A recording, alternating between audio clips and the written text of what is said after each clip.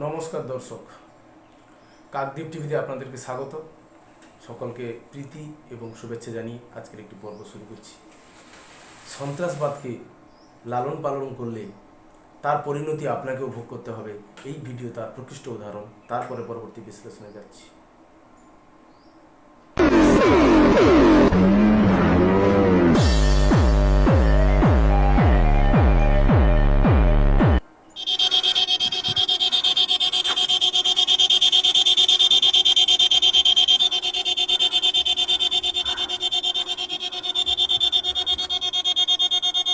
দেখলাম দর্শক, এটা পাকিস্তানের খাইবার পাখতুনখোয়া প্রদেশের ঘটনা।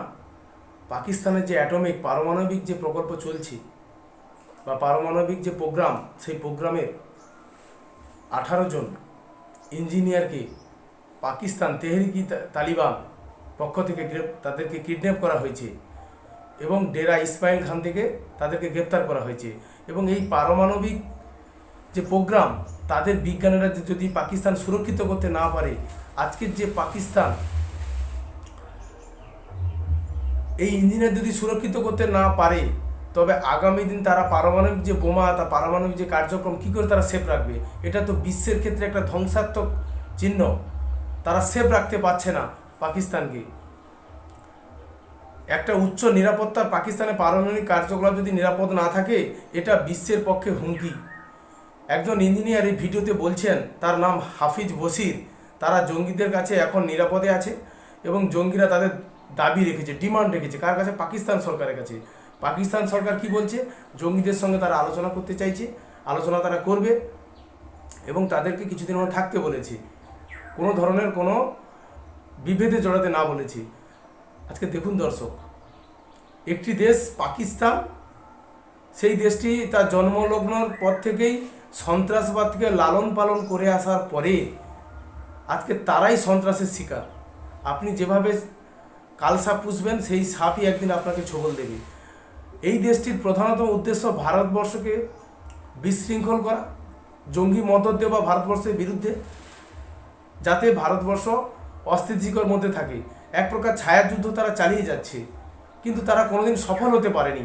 ভারতবর্ষ কিন্তু ক্রমশ বিশ্বের মানচিত্রে নিজেকে প্রতিষ্ঠিত করেছে এবং বৃহৎ অর্থনীতি প্রতিষ্ঠা করতে পেরেছে, চতুর্থ বৃহৎ অর্থনীতি হিসাবে উঠে এসছে। তবে উন্নয়নটা রয়েছে ভারতের সঙ্গে, আর পাকিস্তানের সঙ্গে রয়েছে সন্ত্রাসবাদ। একটি দেশের বিদেশ নীতি নির্ধারিত হয় ভারতের বিরুদ্ধে কারা কতটা বেশি কঠোর এবং চরম ভাব নেবে, তার উপরে একটা দেশের বিদেশ নীতি নির্ভর করছে। এইভাবে তারা দেশের বৃহৎ জনগোষ্ঠী মৌলবাদী সংগঠনকে বা মৌলবাদী গ্রুপগুলোকে সন্তুষ্ট রেখে তারা কাজ চালিয়ে যাচ্ছে। একটা দেশের বিদেশ নীতি এটাই। বর্তমান আমরা কেন এই ভিডিওটা বলছি, আপনি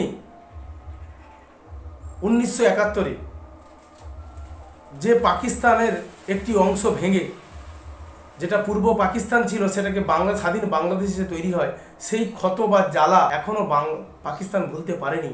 তাই বিভিন্নভাবে ভারতবর্ষকে জম্মু কাশ্মীরে বিব্রত রাখা, জঙ্গিদের মদত দিয়ে ভারতে ঢোকানো, অশান্তির পরিবেশ তৈরি করা, ক্রমান্বয়ে বিস্ফোরণ এবং সন্ত্রাসবাদ চালিয়ে ভারতবর্ষকে অস্থির রাখা তাদের একটা বৈদেশিক নীতির মধ্যে পড়ে গেছে, বা দেশের প্রধানতম একটা এজেন্ডায় পরিণত হয়েছে।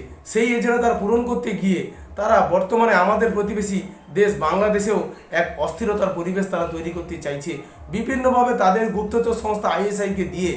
আর সেই আইএসআইকে দিয়ে যেভাবে তারা প্রি প্ল্যান সম্পূর্ণ পরিকল্পনার মাধ্যমে তারা যেভাবে বাংলাদেশকে অস্থিরতার করে বা বাংলাদেশের পরিবেশকে অস্থির করে ভারতবর্ষের বিরুদ্ধে আরেকটি ফ্রন্ট তারা খুলতে চাইছে, এভাবে কিন্তু তারা সফল হতে কোনোদিনই পারবে না।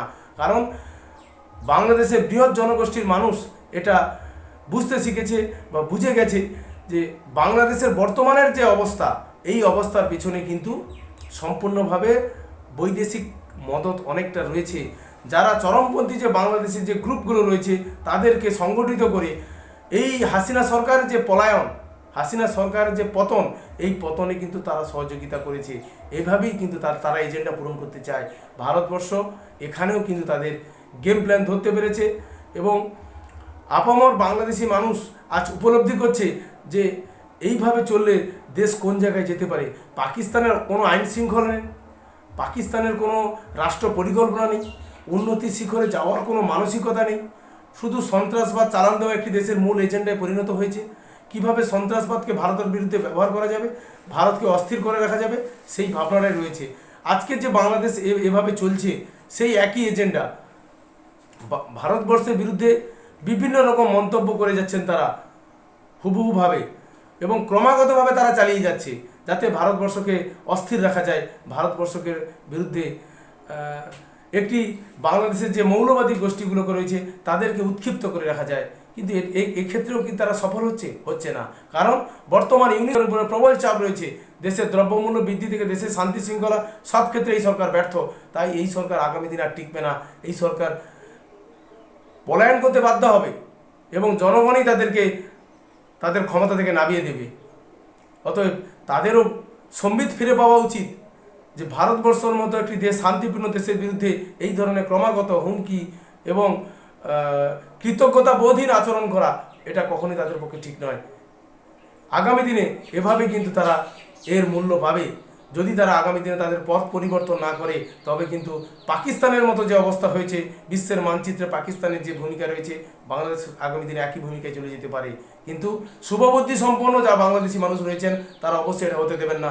তারা সংগঠিত হবেন, তারা ঐক্যবদ্ধ হবেন, ওই বাংলাদেশের যে অস্থিরতা, যে বহিঃশত্রুর যে প্রভাব, সেই প্রভাব থেকে মুক্ত করে বাংলাদেশকে আগামী দিনে সঠিক দিশায় নিয়ে যাবেন, উন্নয়নের দিশায় নিয়ে যাবেন, এটাই আশা রাখতে পারি আমরা। এখানেই প্রতিবেদন শেষ করছি দর্শক। জয় হিন্দ, বন্দে মাতরম।